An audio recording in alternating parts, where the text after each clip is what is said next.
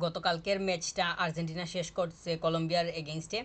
ম্যাচটা থেকে অনেক কিছুই পাওয়া গেছে, দেখা গেছে, এবং সবথেকে বড় বিষয় হচ্ছে কোচিং স্টাফদেরকে আরও বেশি পরিমাণ কনসার্ন থাকতে হবে। বর্তমান সময়ে আর্জেন্টিনা যেইভাবে খেলতেছে, এবং এই টিমটা কয়েকদিন পরে ওয়ার্ল্ড কাপ খেলবে, ওয়ার্ল্ড কাপের আগে আরও ম্যাচ আছে, কিন্তু সামনে ওয়ার্ল্ড কাপ খেলবে এই টিমটাই।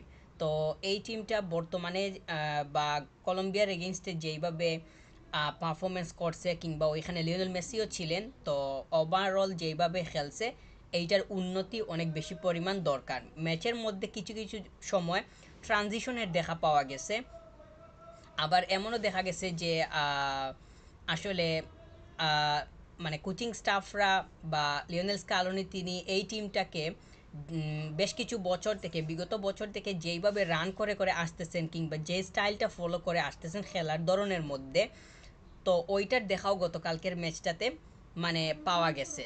যদিও গতকালকের ম্যাচটাতে অনেক বেশি পরিমাণ ফিজিক্যাল ব্যাটল ছিল, এইটা হওয়ারই কথা ছিল। সব ম্যাচগুলোতে যে এইরকম হবে তাও না। আমরা এনজো ফার্নান্দেজকে দেখছি যে সে রেড কার্ড পেয়ে মাঠ ছাড়তে হয়েছে, যদিও ওইখানে তার আরও বেশি পরিমাণ সতর্ক থাকা দরকার ছিল, যদিও সে ওইটা করতে পারে নাই, তো স্বাভাবিক অর্থেই ওইটা রেড কার্ড হয়ে যায়। তো আর্জেন্টিনা তো প্রথমেই মানে লিডে চলে যায় কলম্বিয়া, তারপরে আবার ম্যাচে ব্যাক করে আলমাদায়ের গুলে। আলমাদা তার জায়গাটা আস্তে আস্তে কনফার্ম করে ফেলছে, সেইটা মোটামুটিভাবে বলাই যায়, এবং সামনের ওয়ার্ল্ড কাপে হয়তো হয়তো না, মোটামুটি নিশ্চিতভাবেই বলতেই পারি যে সে ফাইনাল স্কোয়াডে থাকার সম্ভাবনা অনেক বেশি পরিমাণ বেড়ে যাবে। আলমাদা যে গতকালকের ম্যাচটাতে শুধু ভালো পারফর্ম করছে কিংবা তার কাছ থেকে গোল পাওয়া গেছে সেটাও না, আগেও তার কাছ থেকে আমরা দেখছি সে যখনই দলের সাথে অ্যাড হয়েছে কিংবা খেলার সুযোগ পাইছে, তখনই নিজেকে খুবই সাবলীলভাবে মানিয়ে নিতে কিংবা প্রেজেন্ট করতে তার যেই ইচ্ছাটা সেটা খুব ভালোভাবে শক্তভাবে প্রকাশ করছে। আর সিমিউনের বিষয়টা আমার কাছে মনে হয় যে তার রেজাল্টও পজিটিভ আসার সম্ভাবনা অনেক বেশি, কারণ সে যেইভাবে তার পজিশনটা হোল্ড করে রান করে, কিংবা ওই জায়গা থেকে তার যে সাপ্লাইগুলা অথবা ওই জায়গাটাকে ব্যবহার করে সে যেইভাবে টিম ওয়ার্কটাকে ফুটিয়ে তুলতে চায়, এইটার দেখা মানে সামনের দিকে পাওয়া জরুরি হবে। এবং যদি সবথেকে বড় বিষয় হইতেছে কোচ লিওনেল স্কালোনি তিনি আসলে কিভাবে চান, খেলার স্টাইলটা তিনি কিভাবে চান, কিংবা প্লেয়ার্সদেরকে আসলে কিভাবে ব্যবহার করতে চান। তো এই বিষয়গুলা অনেক বেশি পরিমাণ মানে ম্যাটার করবে। গত ম্যাচটাতে দেখা গেছে যে আসলে আর্জেন্টিনা যে খুব বেশি পরিমাণ এনার্জেটিক অবস্থায় আছে, সেইটার দেখা পাওয়া মানে ওইভাবে যায় নাই, ওই অর্থে পাওয়া যায় নাই। আর্জেন্টিনা যে একদম 100% সলিড অবস্থায় ছিল, যদি সলিড ওইভাবেই থাকতো তাহলে এই কলম্বিয়াকে আমার কাছে মনে হয় যে 3টা স্কোর করতে পারা অসম্ভব হইতো না, 3টা 4টা স্কোর করতে পারতো, কিন্তু সেইটা তো আসলে সম্ভব হয় নাই, একটা স্কোরই পাওয়া গেছে। হুলিয়ান আলভারেজকে দেখা গেছে যে সে অনেক বেশি পরিমাণ হার্ড ওয়ার্ক করে খেলার চেষ্টা করছে, এবং তার কাছ থেকে মানে ট্রাইংয়ের কোনো কমতি ওই অর্থে ছিল না। তো আর্জেন্টিনা গত ম্যাচটাতে আসলে যেইভাবে খেলছে এইটা থেকে প্রসপার হওয়াটা সামনের ম্যাচগুলোতে অনেক বেশি পরিমাণ দরকার। সামনে ওয়ার্ল্ড কাপ আসতেছে, ওইখানে যদি আর্জেন্টিনা গত ওয়ার্ল্ড কাপের মতো, কিংবা আর্জেন্টিনা এই সাম্প্রতিক সময়ে যেইভাবে বিশ্বে নিজেদেরকে তুলে ধরতেছে ওইভাবে যদি নিজেদেরকে প্রেজেন্ট করতে চায়, তাহলে গিয়ে খেলার মধ্যে অনেক বেশি পরিমাণ পরিবর্তন দরকার।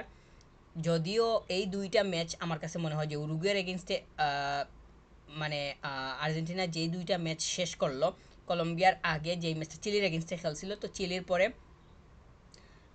এখন খেললো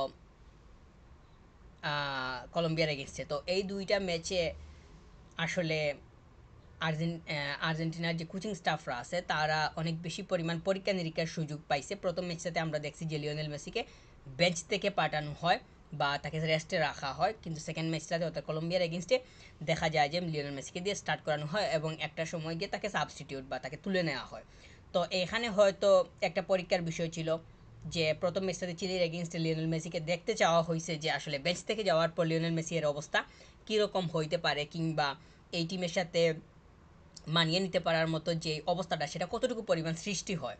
আর সেকেন্ড ম্যাচটা অর্থাৎ কলম্বিয়ার এগেনস্টে দেখা গেছে মানে দেখতে চাওয়া হয়েছে যে শুরুর দিকে দিয়ে দিয়ে শেষের দিকে তাকে তুলে নিলে আসলে খেলার গতিটা কিংবা খেলার ধরনে কতটুকু পরিমাণ পরিবর্তন আসতে পারে। তো এই বিষয়গুলো হয়তো পরীক্ষা নিরীক্ষার মধ্যে ছিল বলে আমার কাছে মনে হয়েছে। আর লিওনেল মেসির উপরে যে পুরো টিম এখন অনেক বেশি পরিমাণ ভরসা করে বসে আছে সেইটা বলারও সুযোগ আসলে ওইভাবে নাই।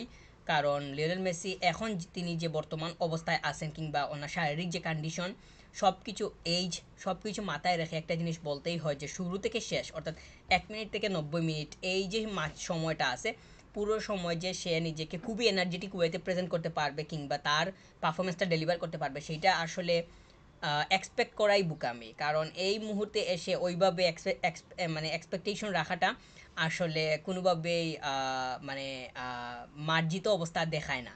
তো এইটা আসলে খুবই স্বাভাবিক যে লিওনেল মেসির একটা এইজ হয়ে গেছে এবং তিনি তো আহ, বিগত 4-5 বছর থেকে আর্জেন্টিনার সাথে যেইভাবে মানে যে আর্জেন্টিনাকে যেইভাবে মানে প্রেজেন্ট করতেছেন বা তিনি নিজেকে যেইভাবে উজাড় করে দিচ্ছেন সব কিছুই ওনার দখলে চলে আসছে কিংবা ওনার হাতেই চলে আসছে। এখন যে সময়টা আছে শুধু শারীরিকভাবে ফিট থেকে মাঠের মধ্যে প্রেজেন্ট থাকাটাই দরকার, তখনই দেখা যাবে যে অপোনেন্ট আসলে তাকে ফেস করার জন্য কতটুকু পরিমাণ মরিয়া হয়ে যায় কিংবা তাকে ফেস করার জন্য কিংবা তাকে আটকানোর জন্য কত ধরনের যে ফাঁদ পাততে হয় তাদের জন্য সেইটা আসলে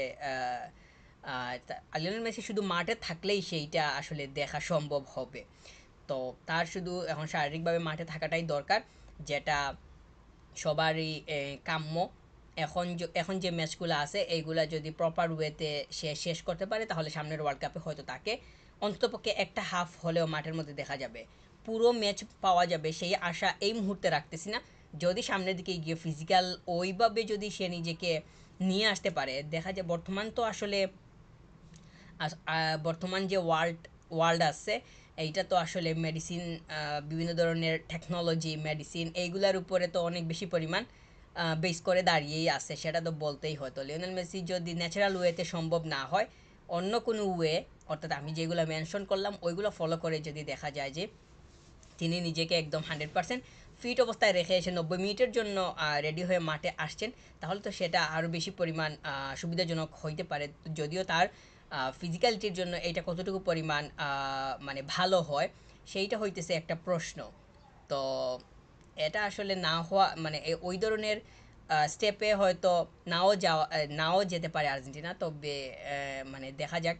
এটা তো অনেক ক্ষেত্রেই আমরা দেখি যে কোনো একটা প্লেয়ার কোনো একটা গুরুত্বপূর্ণ প্লেয়ার কোনো একটা ইম্পর্টেন্ট মুমেন্টামে দেখা গেল যে সে ইনজুর্ড অবস্থায় মানে হালকা ইনজুর্ড অবস্থায় সে মাঠের বাইরে চলে যাইতেছে, তখন দেখা যায় যে নানা ধরনের ইনজেকশন নিয়ে কিংবা বিভিন্ন ধরনের মানে মানে অপারেশন করে কিংবা কোনো মতেই যাতে কিছুটা সময় হলেও মানে আরাম পাওয়া যায় ওই জায়গাটা যাতে একটু ঠিকঠাক থাকে ওইটাকে ঠিক রেখেই মাঠের মধ্যে চলে আসতেছে। এইটা কিন্তু খুবই রেয়ার, মানে রেয়ার না সরি, এটা খুবই সাধারণ হয়ে গেছে বর্তমান সময়ে, কিন্তু এটা অহরহই দেখা যায় এক প্রকার বলাই যায়। অনেক প্লেয়ার্স দেখা যায় যে গুরুত্বপূর্ণ একটা ম্যাচ আছে ওই ম্যাচের আগে কোনো একটা মানে সামান্য ট্রিটমেন্ট কিংবা সাময়িক সময়ের জন্য কোনো একটা কিছু ব্যবহার করে মাঠে নেমে যাইতেছে, কিন্তু ওই ম্যাচটা ভালোভাবে শেষ করার পরে দেখা যাইতেছে যে সে অপারেশনের জন্য প্রিপারেশন নিতেছে। তো এটা কিন্তু হইতেছে। তো লিওনেল মেসির বেলায় আসলে এরকম কোনো কিছু হয় কিনা সেইটা একটা বিষয়, তবে আমার কাছে মনে হয় যে ওই ধরনের কোনো কোনো কিছু না হওয়ার সম্ভাবনা বেশি। আম, তিনি যদি ন্যাচারাল ওয়েতে একদম 90 মিনিট মাঠে থাকতে পারেন তাহলে সেটা তো ভালো। আর যদি না থাকতে পারেন তাহলে অন্তপক্ষে এক হাফের জন্য তিনি থাকলে ওই এক হাফটা আসলে আর্জেন্টিনা কীভাবে পরিকল্পনা সাজায় সেটাও একটা বিষয় হবে বলে আমি মনে করতেছি। তিনি না থাকলে যেই হাফটা কিংবা যেই সময়গুলো মানে তিনি থাকবেন না ওই সময়টাতে আর্জেন্টিনার পরিকল্পনা আরও বেশি পরিমাণ ক্লিনিক্যাল হওয়াটা প্রয়োজনীয় হবে বলে আমি মনে করতেছি। লিওনেল মেসি না থাকা আর থাকা এই দুইটার মধ্যে কিন্তু অনেক বেশি পরিমাণ পার্থক্য আছে। যদিও কোচিং স্টাফরা কিংবা অনেকেই বলতেছেন যে আসলে বর্তমান আর্জেন্টিনা লিওনেল মেসি থাকা না থাকা দুটাই সমান অবস্থায় আছে, যে অন্যান্য প্লেয়ার্সরা আছে তারা এসে টিম ওয়ার্ক করে ম্যাচটাকে বের করে নেওয়া কিংবা মানে খেলাটা গুছিয়ে নিতে পারবে। তো এইটা আসলে হয়তো কথা এক ধরনের হইতে পারে কিন্তু কাজের দিক থেকে আসলে ভিন্নতা অবশ্যই থাকবেই যে থাকবে। কারণ লিওনেল মেসি তিনি উনি তো আসলে মাঠে থাকলে এক ধরনের ইম্প্যাক্ট, মাঠের বাইরে থাকলে আরেক ধরনের ইম্প্যাক্ট, সেটা কিন্তু সচরাচর কিংবা স্বাভাবিক চোখেই দেখাই যায়। সামনে ওয়ার্ল্ড কাপ আসতেছে ওই জায়গাতে আসলে লিওনেল মেসি এর উপস্থিতি কতটুকু পরিমাণ জরুরি হয় কিংবা ওই উপস্থিতিটাকে আর্জেন্টিনা কীভাবে ব্যবহার করে সেইটা দেখা অনেক বেশি পরিমাণ আকর্ষণীয় হবে বলে আমি মনে করতেছি। আর বেশ কিছু পরিবর্তন আসার সম্ভাবনা থাকবে। বিশেষ করে বর্তমান সময়ে যে প্লেয়ার্সগুলোকে বাঁচিয়ে দেখা হইতেছে ওইখান থেকে নতুন মানে প্লেয়ার্সরা স্কোয়াডে অ্যাড হওয়ার সম্ভাবনা অনেক বেশি পরিমাণ তৈরি হবে, যেটা অবশ্যই কাম্য।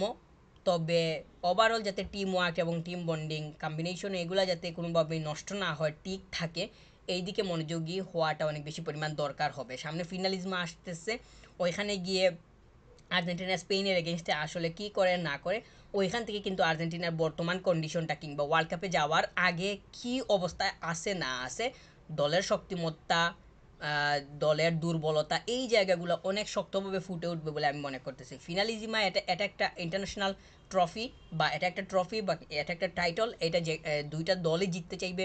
স্পেন কোনোভাবে এখানে ছেড়ে কথা বলবে না, আর্জেন্টিনা তো আর নাই, কারণ বর্তমান সময়ে একদম আর্জেন্টিনা যেই মেন্টালিটি নিয়ে খেলতেছে, ওইখানে যে কোনো টিম আসলেই তাদেরকে কিভাবে মানে উড়িয়ে দেওয়া যায় সেই দিকেই সব থেকে বেশি মনোযোগ থাকে, এটা তো মানে দেখাই যায়। তো আর্জেন্টিনা অবশ্যই এটা জিততে চাইবে। তো স্পেনকে যদি বিট করতে পারে, কিংবা স্পেনের এগেনস্টে আসলে কোন স্টাইলে খেলতেছে, কীভাবে খেলতেছে, ওই জায়গাগুলা যদি পরিষ্কার ওয়েতে আর্জেন্টিনা প্রেজেন্ট করতে পারে, তাহলে আর্জেন্টিনা সম্পর্কে ধারণা পাওয়াটা মানে মানে দর্শকদের কিংবা যারা খেলা দেখবেন তাদের জন্য অসম্ভব কোনো কিছু হবে না, এবং তারা খুব সহজেই বুঝতে পারবে যে আসলে আর্জেন্টিনা বর্তমান সময়ে কতটুকু শক্তিশালী অবস্থায় আছে এবং কোন শক্তিটা নিয়ে তারা ওয়ার্ল্ড কাপে যাইতে চাইতেছে।